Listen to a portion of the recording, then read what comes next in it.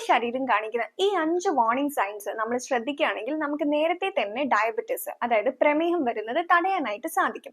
നിങ്ങൾക്കറിയാലോ, കേരളത്തിലാണ് ഏറ്റവും കൂടുതൽ ആളുകൾക്ക് ഡയബറ്റിസ് സ്ഥിരീകരിക്കപ്പെട്ടിട്ടുള്ളതെന്ന്. എന്തുകൊണ്ടായിരിക്കാം കേരളത്തിൽ ഇത്രയധികം പേർക്ക് ഡയബറ്റിസ് വരുന്നതെന്ന് നിങ്ങൾ ചിന്തിച്ചിട്ടുണ്ടോ? മെയിൻ ആയിട്ട് എല്ലാവർക്കും അറിയുന്ന പോലെ ജീവിതശൈലിയാണ്. പിന്നെ നമ്മുടെ ശരീരം കാണിക്കുന്ന ഈ വാർണിംഗ് സൈൻസ് തിരിച്ചറിയാതെ പോവുക എന്നുള്ളതാണ് ഒരു കാര്യം. അതായത് ഒരു ഏർലി സ്റ്റേജിൽ തന്നെ നമ്മൾ ഈ വാർണിംഗ് സൈൻസിനെ തിരിച്ചറിയുകയാണെങ്കിൽ നമുക്ക് ഈ ഡയബറ്റിസ് വരുന്നത് തടയാനായിട്ട് സാധിക്കും. ഒരു പക്ഷേ ഇത് സംഭവിക്കുന്നത് അറിവില്ലായ്മ കൊണ്ടായിരിക്കാം.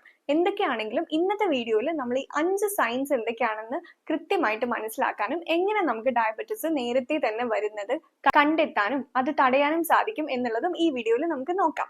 നമസ്കാരം, ഞാൻ ഡോക്ടർ മേഘ്ന വിശ്വനാഥ്. ഇന്നത്തെ വീഡിയോയിൽ നമ്മൾ പറഞ്ഞ പോലെ തന്നെ ഈ ഡയബറ്റിസിന്റെ ഒരു 5 വാർണിംഗ് സൈൻസ് നമുക്ക് ഇന്നത്തെ വീഡിയോയിൽ നോക്കാം കേട്ടോ. അതിൽ ആദ്യത്തേത് തന്നെ നമുക്ക് എല്ലാവർക്കും അറിയാം, നമ്മൾ ഫുഡ് കഴിക്കുമ്പോൾ എല്ലാവർക്കും ഒരു എനർജി ആണല്ലേ കിട്ടുന്നത്. അപ്പൊ നമ്മുടെ ആദ്യത്തെ വാർണിംഗ് സൈൻ എന്ന് പറയുന്നത് ചില ആളുകൾ ഭക്ഷണം കഴിച്ച ഉടനെ അവർക്കൊരു ക്ഷീണം അല്ലെങ്കിൽ ഒരു മടുപ്പ്, നമ്മൾ മടി എന്ന് പറയില്ലേ, ഒരു ലേസിനെസ് പോലെ ഫീൽ ചെയ്യും. പല ആളുകളും പറയാറുണ്ട് ഫുഡ് കഴിച്ചു കഴിഞ്ഞാൽ ഒരു മന്തിപ്പ് തോന്നുന്നു. ഇങ്ങനെ ഒരു മന്തിപ്പ് തോന്നാൻ കാരണം എന്ന് പറയുന്നത് നമ്മുടെ ശരീരത്തിൽ ബ്ലഡിൽ ഷുഗർ സ്പൈക്ക് വരുന്ന സമയത്ത് സെൽസിന് എനർജി യൂസ് ചെയ്യാൻ പറ്റാതെ വരുന്ന ഒരു സാഹചര്യത്തിലാണ് ഇതുപോലുള്ള ഒരു മന്തിപ്പൊക്കെ നമ്മൾക്ക് അനുഭവപ്പെടുന്നത്. ഇത് ഇൻസുലിൻ റെസിസ്റ്റൻസിന്റെ ഒരു ആദ്യ ലക്ഷണം തന്നെയാണ് കേട്ടോ. അപ്പൊ ഇങ്ങനെ ഒരു മന്തിപ്പൊക്കെ നിങ്ങൾക്ക് ഫുഡ് കഴിച്ചു കഴിഞ്ഞാൽ ഉടനെ തോന്നുന്നുണ്ടെങ്കിൽ, ഒന്ന് ഉറങ്ങണം, ക്ഷീണമൊക്കെ തോന്നുന്നുണ്ടെങ്കിൽ നിങ്ങൾ ശ്രദ്ധിക്കേണ്ടിയിരിക്കുന്നു.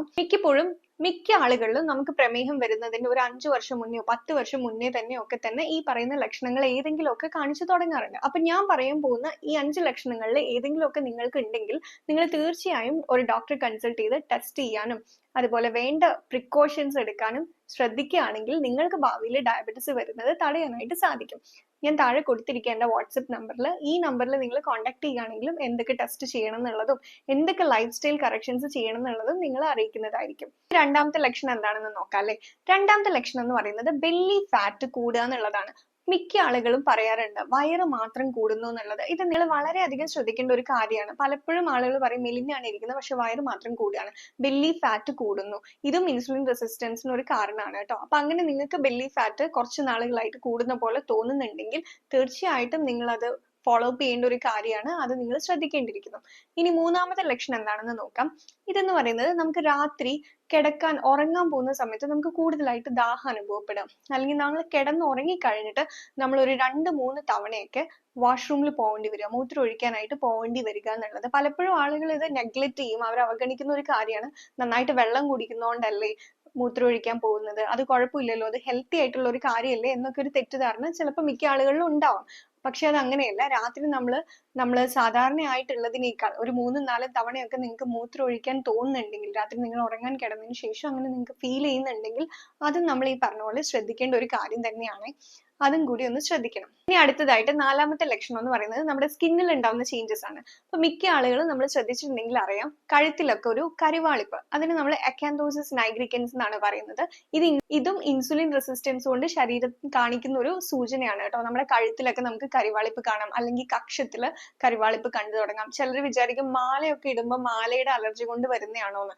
അത് അങ്ങനെ ആയിരിക്കണം എന്നില്ല. ഒരു പക്ഷെ പുതിയൊരു മാലയൊക്കെ ആണെങ്കിലും നമുക്ക് അങ്ങനെ സംശയിക്കാം. അതല്ല, നിങ്ങൾ കുറെ നാളായിട്ട് മാലയൊക്കെ ഇട്ട് വരുന്ന ആളുകളാണെങ്കിൽ ആ മാലയുടെ അലർജി കൊണ്ടായിരിക്കില്ല, നിങ്ങൾക്ക് ഇൻസുലിൻ റെസിസ്റ്റൻസ് ഉള്ളത് കൊണ്ടായിരിക്കാം നിങ്ങൾക്ക് ഇതുപോലെ കഴുത്തിൽ കരിവാളിപ്പ് വരുന്നത്.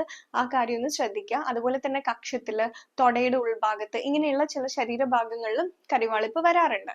ഇനിയിപ്പോ PCOD ഉള്ള ആളുകളിലും ഇങ്ങനത്തെയുള്ള ലക്ഷണങ്ങൾ കാണാറുണ്ട്. കാരണം അവരിൽ ഇതുപോലെ ഇൻസുലിൻ റെസിസ്റ്റൻസ് ഉള്ളത് കൊണ്ടാണ് കേട്ടോ. അപ്പൊ ആ ലക്ഷണം കൂടി ഒന്ന് ശ്രദ്ധിക്കണം.